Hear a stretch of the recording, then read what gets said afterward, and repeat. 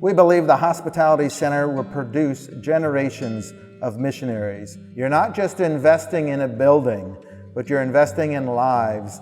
Think back to the time when you were a child or in junior high and you did go to a retreat center or somewhere, and you probably never thought about how that place was funded or how it was built or what went into it beforehand. I know for myself, going to a Christian camp and retreat times with our youth group had a tremendous impact on my life, and eventually, as I gave my life to the Lord and committed to Him full time, committed Him to go anywhere in the world and to become a missionary eventually, this is what we want this retreat center or this hospitality center, as they use it as a retreat, as we use it as short-term accommodations for mission groups, so that we have an impact on young people's lives as well as older people.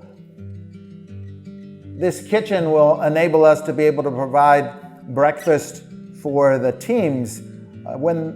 If they're staying at a hotel, let's say, many times breakfasts don't open up at 5:15, 5:30 when these guys are needing to get on the road to come here to check in at 6 a.m. But we'll be able to provide something early, right in the same building where they're sleeping, and just 515 steps away from our hangar.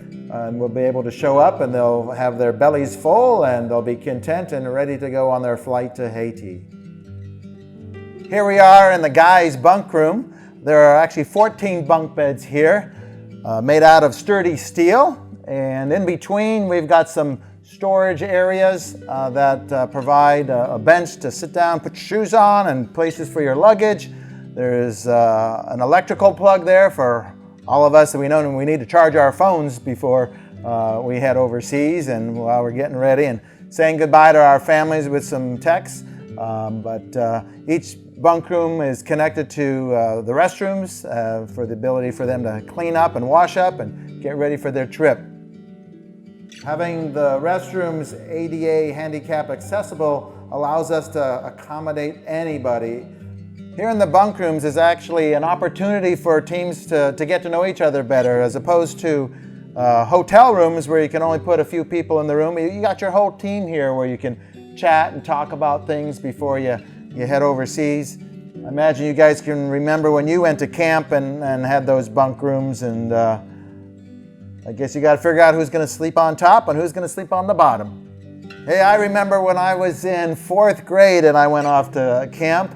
And in the middle of the night, I apparently rolled off the top bunk and landed on the floor.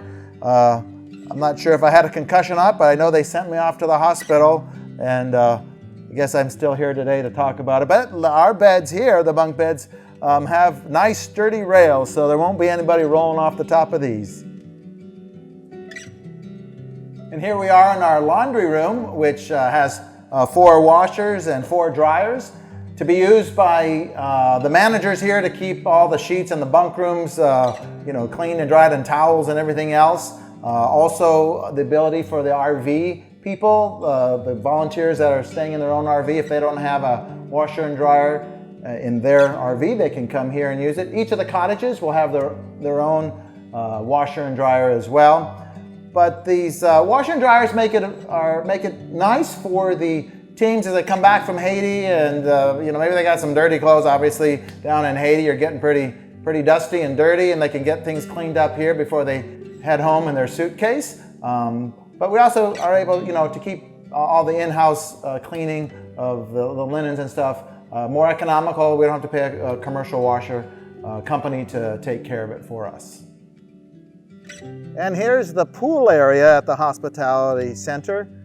Originally, plans did not include this, but we have been blessed by some very generous donors that wanted to put a pool in and cover the whole cost, including the screen enclosure. And the great thing about the screen enclosure is that it has the screen, a very small size that keeps the little bugs out, the no-see-ums.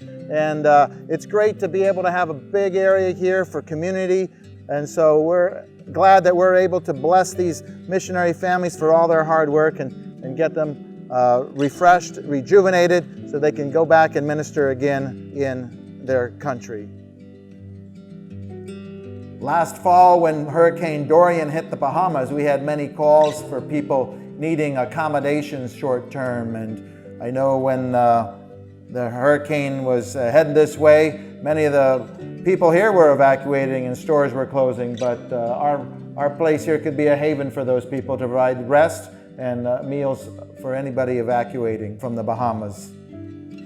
I know many of you have given to this project, and maybe some of you haven't, but think about the impact that you can have as you donate to this project to make it complete, to be able to provide this service as we enable short-term mission teams.